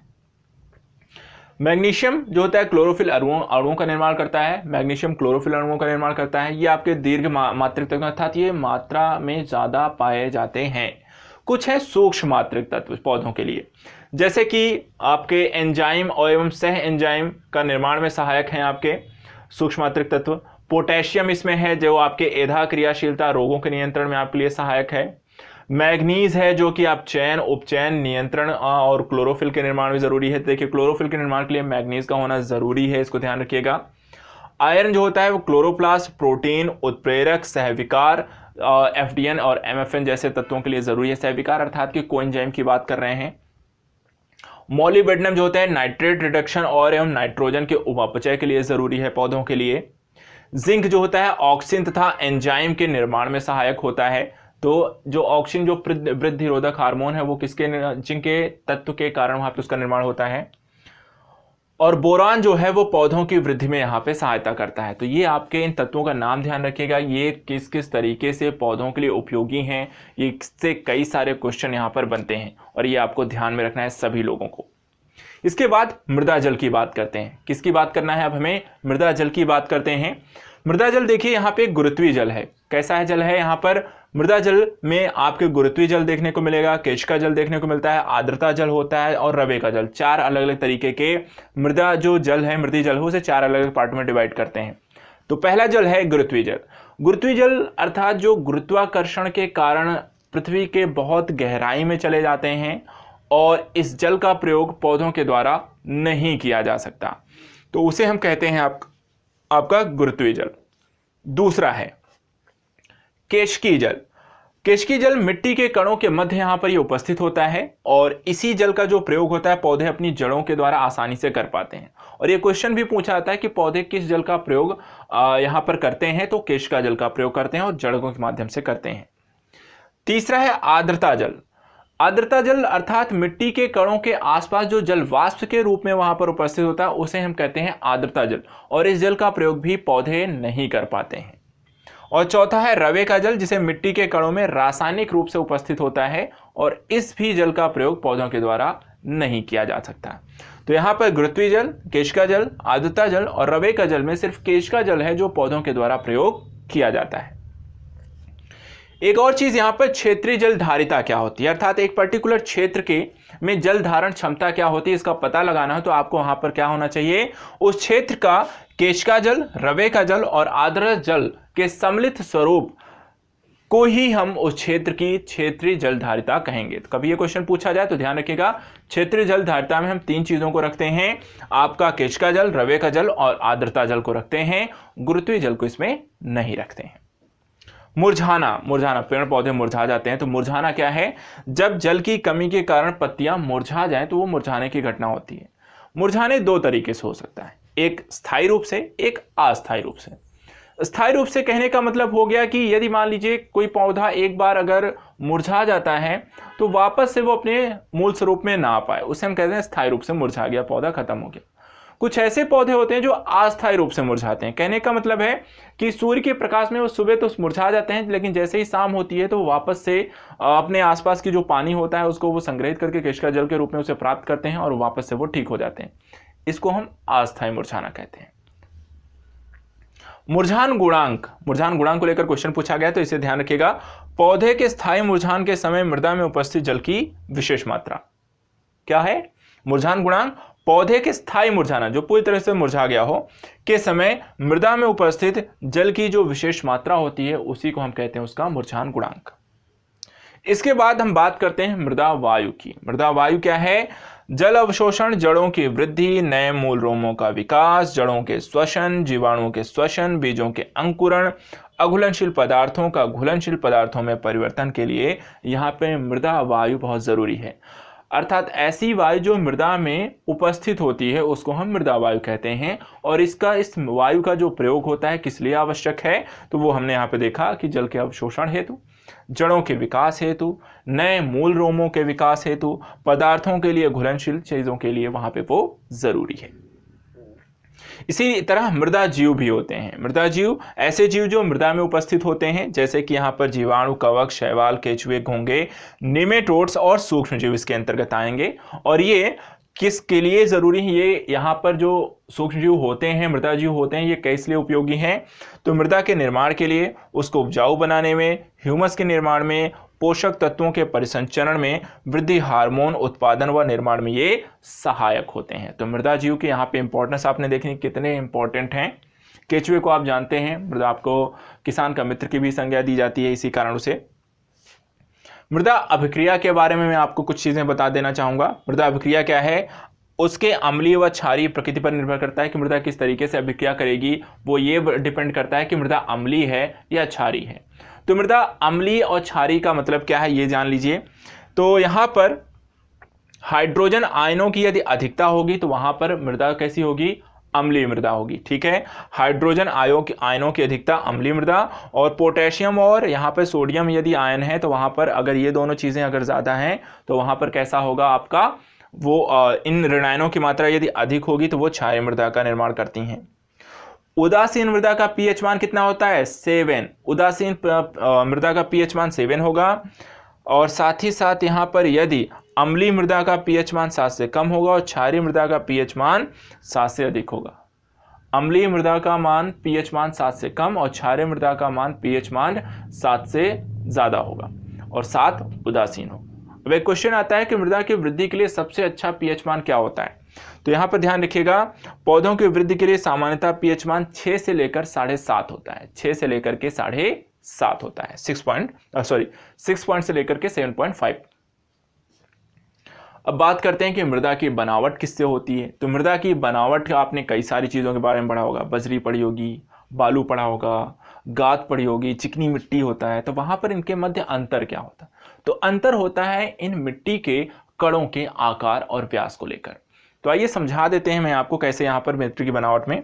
देखिए यहाँ पर बजरी होती है, बजरी जो होती है वो 5 मिलीमीटर व्यास से अधिक व्यास वाले जो होते हैं मिट्टी के कण, उनको हम बजरी बोलते हैं। 5 मिलीमीटर से अधिक व्यास वाले कणों को हम उससे बनी मिट्टी आपकी बजरी होगी। दूसरा, अगर बारीक बजरी होती है जो 2 से लेकर 5 मिलीमीटर के कण होते हैं। फिर मोटी बालू होती है 0.200 से 2.00 मिलीमीटर व्यास। फिर इसके बाद आपका बारीक बालू होती है जो 0.020 से 0.200 तक होता है।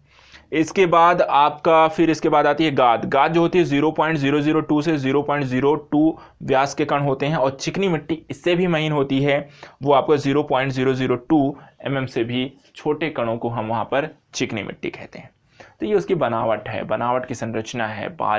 आपको बजरी से लेकर के चिकनी मिट्टी सबसे आपको बारीक होती है, और उससे ऊपर आपके बालू बजरी तो वो उससे ऊपर होती है। मृदा के प्रकार में बलुई मिट्टी है। ठीक है, बलुई मिट्टी जो होती है यहाँ पर आपका इसमें 25% बालू होती है, 15% चिकनी मिट्टी होती है, 85% बालू, 15% चिकनी मिट्टी और गाद होती है। इसमें माइका, फेल्सपार, क्वार्ट्ज के पाए जाते हैं। मरोद्भिद पौधे इसमें अधिक उगते हैं। और गाद मृदा होती है इसके बाद, इसमें चिकनी बलुई मिट्टी, मृदा क्षरण की क्षमता अधिक होती है, ह्यूमस का मिश्रण इसमें अधिक पाया जाता है। तो देखिए यहाँ पे जो मिट्टियाँ पाई जाती हैं अब उनकी बात कर रहे हैं ये। तो मृदा के प्रकारों में एक होती है बलुई मिट्टी। बलुई मिट्टी जो होती है वो 2 चीज़ों से मिलकर बनती है। एक होता है इसमें आपको पाई जाती है आपकी 85% इसमें बालू होती है, और 15% इसमें चिकनी मिट्टी पाई जाती है, और थोड़ा बहुत गाद का भी इसमें मिश्रण होता है। और साथ ही इसमें कुछ तत्व पाए जाते हैं जिसमें आपका माइका है, फेल्सपार और क्वार्ट्ज जैसे तत्व इसमें पाए जाते हैं। और इसके लिए यहाँ पर अगर बात करें तो इसमें किस प्रकार के पौधे आते हैं, तो मरुद्भिद पौधे इसमें ज़्यादा उगते हैं। दूसरा, यहाँ पर गाद मृदा होती है। गाद में जो होती है अगर देखें तो चिकनी बलुई मिट्टी यहाँ पर ज़्यादा इसमें पाई जाती है, और ये जल धारण क्षमता इनकी अच्छी होती है, ये आपको भी पता है। और अगर कहते हैं कि यदि इसमें हम थोड़ा बहुत ह्यूमस अगर मिला दें, गाद वाली मिट्टी में ह्यूमस यदि मिला दिया जाए तो यहाँ पर आपको जो वनस्पतियाँ हैं वो भी यहाँ पर उग सकती हैं। चलिए, तो यहाँ पर हमने इस पॉइंट को भी देख लिया। अंतिम पड़ाव पर आते हैं, अंतिम बिंदु पर आते हैं, अंतिम श्रेणी पे आते हैं। थोड़ा थकान हो जाती है, थकान हो जाता है ज़्यादा पढ़ लेने से एक ही समय पर, इसलिए ऊर्जावान रहना बहुत ज़रूरी है आपको। लेकिन ये वीडियो पूरा ज़रूर इसलिए देखना है क्योंकि यदि आप इस वीडियो को देखकर अगर यहाँ से 2 क्वेश्चन, 4 क्वेश्चन, 5 क्वेश्चन आप हल करके आ गए, या एक भी क्वेश्चन आ गया, तो अगर आपने 1 घंटा पढ़ने के बाद वहाँ पर एनवायरनमेंट का एक क्वेश्चन आपके पेपर पूछा गया और वो आप हल करके आ गए, तो आपके वहाँ पे 2 नंबर सिक्योर्ड हैं। इसलिए यहाँ पर इतना सारा मैटर, आप जो वीडियोस देख रहे हो सकता है वहाँ पे 2 वीडियो, 3 वीडियो हो सकते हैं, 4 वीडियो में अगर आपने पढ़ा है उसको अगर आप एक वीडियो में पढ़ पा रहे हैं और वहाँ पर जाकर क्वेश्चन हल कर पा रहे हैं, तो इसे ज़रूर देखना है। ठीक है, तो चलिए बात करते हैं। ज़्यादा और बहुत समय अंतिम पड़ाव पर आ चुके हैं, थोड़ा सा उत्साह बनाए रखना है और आप 15 मिनट और सुन लेना है। आपका वीडियो कंप्लीट होने वाला है। और बहुत इंपॉर्टेंट पहलू आपको मैं लास्ट में बताने जा रहा हूं, क्योंकि यहाँ पे कुछ जैविक कारक आएंगे और यहाँ पर जैविक कारकों में से बहुत से क्वेश्चन है जो आपको डायरेक्टली एग्जाम में पूछे गए, इसलिए यहाँ पर मैं थोड़ी बातचीत कर रहा हूँ। इसको सुन लीजिए, लास्ट का सेगमेंट है, ज़रूरी पहलू है, इंपॉर्टेंट टॉपिक्स हैं और बहुत सारे क्वेश्चन वहाँ पड़े हुए हैं। तो चलिए बात करते हैं। चिकनी मिट्टी, चिकनी मिट्टी में आपकी 50% चिकनी मिट्टी होगी, 50% इसमें गाद का मिश्रण होगा। जल धारण क्षमता अच्छी खासी होगी क्योंकि चिकनी है, जल्दी पानी रिस कर जाएगा नहीं कहीं, और इसमें जलाक्रांति की भी समस्या होती है, अर्थात वाटर लॉगिंग की स्थिति हो जाएगी। बालू और ह्यूमस का यदि हम इसमें भी मिला देते हैं तो ये भी पौधों की वृद्धि के लिए उपयोगी बन जाएंगी। कार्बन डाइऑक्साइड की मात्रा इसमें ज़्यादा होती है चिकनी मिट्टी में। इसके बाद दोमट मिट्टी आती है। दोमट मिट्टी देखिए, दोमट इसमें होती है 30 से 50%, बालू 30 से 50%, चिकनी मिट्टी 20% से कम और 10 से 15% ह्यूमस, और ये पौधों की वृद्धि के लिए सबसे अच्छी होती है। साथ ही सैलाइन एल्कनी मृदा होती है, इसमें NaCl की अधिकता होती है। साथ ही यहाँ पे ये आपके परासरण दाब इसमें बहुत ज़्यादा होने के कारण परासरण दाब बहुत यहाँ पे इसका प्रयोग नहीं कर पाती हैं ये, और न ही ये परासरण दाब जो होता है अधिक होने के कारण ये जल के अवशोषण की जो प्रक्रियागत स्थितियां होती है वो इसमें प्रभावित हो जाती हैं। लवणोद्भिद पौधे, मैंग्रोव वनस्पतियां इसमें उगती हैं, और लवणोद्भिद पौधों में यहाँ पर श्वसन मूल भी आपको पाए जाते हैं, क्योंकि आपको पता है उनको वहाँ पर श्वसन करने के लिए उनको मिट्टी से ऊपर रहना पड़ेगा, तो इसलिए मृदा कारक आपके खत्म हो गए। इंटर करते हैं जैविक कारक में। जैविक कारक में इंपॉर्टेंट कुछ पहलू हैं। चलिए, जीवित पेड़ पौधे, जंतुओं की सभी क्रियाएं, वनस्पतियों का संगठन, वृद्धि, प्रजनन, शरीर की बाह्य आंतरिक बनावट और वातावरण का प्रभाव, ये सब कुछ जैविक कारक है। तो जैविक कारक किस तरीके से बनता है, उस पर किस चीज का प्रभाव बनता है, वो किस तरीके से उसकी संरचना दिखाई देती है, उस पर क्या क्या, और वो किस किस तरीके से दूसरों को क्या प्रभावित कर सकता है, वातावरण पर उस पर क्या प्रभाव पड़ता है, इन सब चीजों का अध्ययन हम जैविक कारक के अंतर्गत करते हैं। अब यहाँ पर पौधा है, मनुष्य है, और उन दोनों के मध्य यहाँ पर संबंध होंगे, या फिर पौधा है, जीव है, उसके मध्य यहाँ पे संबंध होंगे। तो किस तरीके के संबंध है, या पौधे और पौधे के मध्य किस तरीके के संबंध है, इसको यहाँ पर हम अध्ययन करते हैं। सबसे पहले बात करते हैं पौधों के मध्य संबंध। तो देखिए यहाँ पर एक प्रतियोगिता जो संबंध है उसको हम, एक प्रतियोगिता है, परजीविता है, सहजीविता है, माइकोराइजा, मृतोपजीविता और अधिपादपता, 6 तरीके से पौधे आपस में एक दूसरे के साथ संबंध यहाँ पे बनाते हैं। सबसे पहला है प्रतियोगिता। प्रतियोगिता कहने का मतलब किसी एक विशेष स्थान पर यदि 2 पौधे हैं तो दोनों ही उस क्षेत्र में मिट्टी, प्रकाश, खनिज लवण और जल इत्यादि के लिए क्या करेंगे, आपस में एक दूसरे से प्रतियोगिता करते हैं। जो ज्यादा सक्षम होगा वो सरवाइव कर पाएगा, जो नहीं सक्षम होगा वो वहां से खत्म हो जाएगा। इसी को हम वहां पर प्रतियोगिता कहते हैं। दूसरा है परजीविता, अर्थात ऐसे पौधे जिनमें पर्णहरिम का अभाव होता है, वो अपना भोजन चूष्कांगों के माध्यम से किसी दूसरे पौधे से प्राप्त करते हैं। तो इसे क्या कहते हैं, इसको हम परजीविता कहते हैं। ऐसे पौधे आपके परजीवी पौधे कहलाते हैं। अब परजीवी भी जो होते हैं वो कुछ पूर्ण होते हैं, कुछ आंशिक होते हैं, अर्थात जो पूरी तरह से दूसरे पौधे पर निर्भर होंगे पूर्ण परजीवी होंगे, जो आंशिक रूप से निर्भर होंगे वो आंशिक परजीवी होंगे। इसमें भी कुछ आपकी जड़ों पर निर्भर होते हैं तो कुछ तनों पर निर्भर होते हैं। तो जो जड़ों पर निर्भर होते हैं उन्हें मूल परजीवी कहते हैं, जो स्तंभ पे आपके परजीवी होते हैं वो आपको स्तंभ परजीवी कहलाते हैं। तो इनके नाम और बहुत जरूरी है क्योंकि इनके नाम पूछे जाते हैं। जैसे कि पूर्ण परजीवी में अमरबेल आती है, तो आंशिक परजीवी में लोरेंथस, विस्कम और चंदन आता है।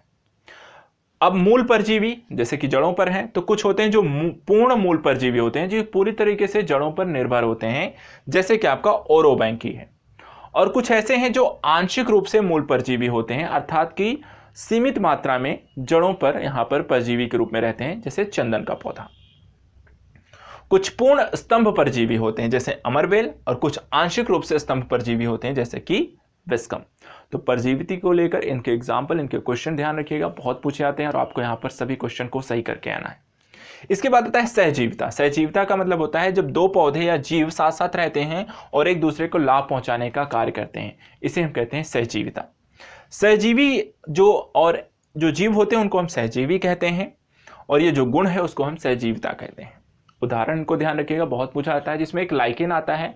लाइकेन को शैवाल और कवक के बीच के यहाँ के मध्य की कड़ी भी बोला जाता है। इसके अतिरिक्त लाइकेन और लेगुमिनेसी कुल की जड़ों में यहाँ पर नाइट्रिक कारक कुछ जीवाणु होते हैं जो कि यहाँ पर आपको नाइट्रोजन को नाइट्रेट में बदलने का कार्य करते हैं। अब ये जो जीवाणु होते हैं ये नाइट्रोजन को नाइट्रेट में बदलते हैं, जिस नाइट्रेट को पौधे ग्रहण करते हैं और पौधे फिर उनको भोजन को, उन जीवों को भोजन की वहाँ पे प्राप्ति सुनिश्चित कराते हैं। तो इस तरीके से पौधे और जीव दोनों ही एक दूसरे को प्रभावित कर रहे हैं, दोनों एक दूसरे को लाभ पहुंचाने का कार्य करते हैं।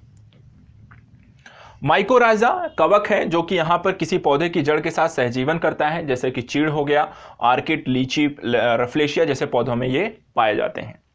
इसके अतिरिक्त मृतोपजीविता अर्थात कि पौधे या फिर आपके जो जीव जंतु हैं जो सड़े गले आपके पदार्थों पर उगते हैं और उगने के पश्चात वहां पर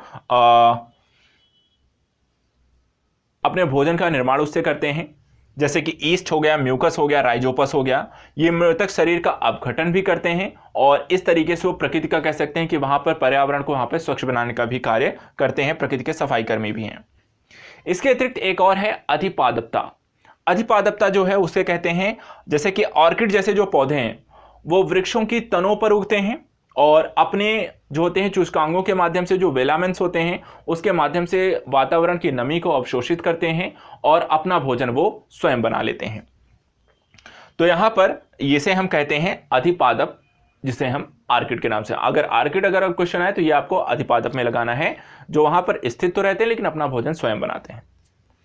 वनस्पति व जंतुओं के मध्य संबंधों की भी यहाँ पे चर्चा है, जैसे कि यहाँ पर अगर हम देखें कि चरने वाले जो पशु हैं वो वृक्षों की नवीन पत्तियों, टहनियों, शाकी पौधों, घास और बीजांकुरण इत्यादि को वो तोड़कर, खींचकर नष्ट कर देते हैं। तो उनको कह सकते हैं नकारात्मक प्रभाव यहाँ पर ज़्यादा दिखाई देता है।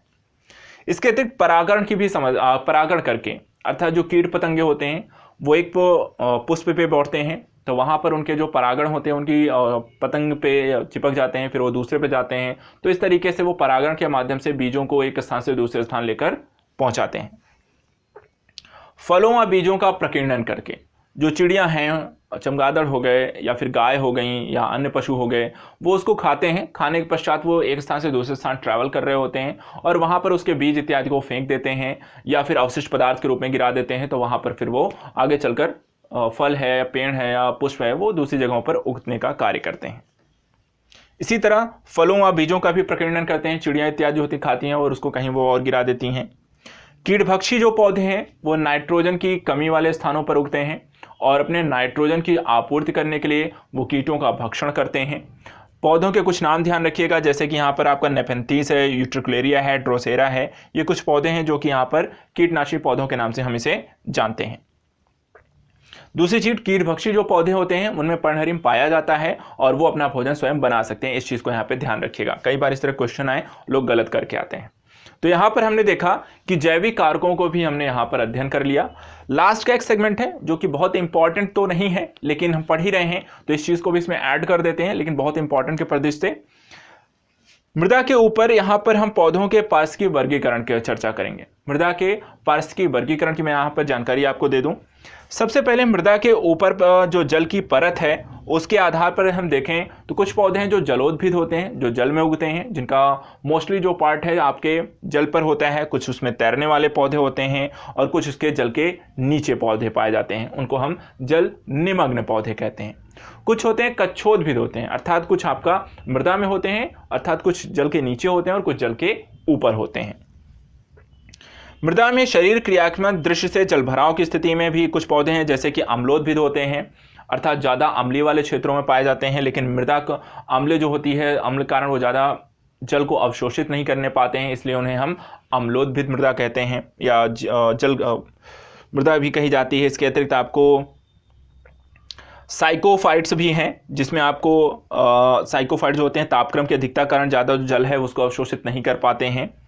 इसके अतिरिक्त लवणोद्भिद हैं जो कि अधिक लवण वाले जल की मात्रा होने के कारण वो ज़्यादा जल को अवशोषित नहीं कर पाते, तो ऐसे पौधों को हम लवणोद्भिद कहते हैं। साथ ही यहाँ पर मृदा में भौतिक जल भराव की स्थिति में मृदा में जल के संचय की मात्रा बहुत कम हो जाती है। कुछ शैलोद्भिद पौधे हैं जो कि आपको चट्टानों पर उगते हैं और इसी तरीके से आपके कुछ बालुकोद्भिद हैं जो कि बजरी इत्यादि वाले क्षेत्रों में उगते हैं। शुष्क जलवायु वाले क्षेत्रों में कुछ मरोद्भिद हैं, साइकोफाइट्स हैं, साइलोफाइट्स पौधे हैं, समाना क्षेत्रों में उगते हैं, स्केलोफाइट्स हैं जो मृदा और जलवायु में उगते हैं। साथ ही यहाँ पर कुछ आपके समोद्भिद पौधे हैं जो कि सामान्य तापक्रम में उगते हैं। तो ये अलग अलग इंपॉर्टेंस है इनकी, बहुत ज़्यादा यहाँ पे क्वेश्चन पूछे नहीं जाते हैं इस परिदृश्य, तो इनको हम यहाँ पर इतनी इंपॉर्टेंस नहीं देते हैं, लेकिन पढ़ने के संदर्भ से हमने इसको ऐड किया है। जो मोस्ट इंपॉर्टेंट जो टॉपिक थे उनको ज़रूर ध्यान रखिएगा।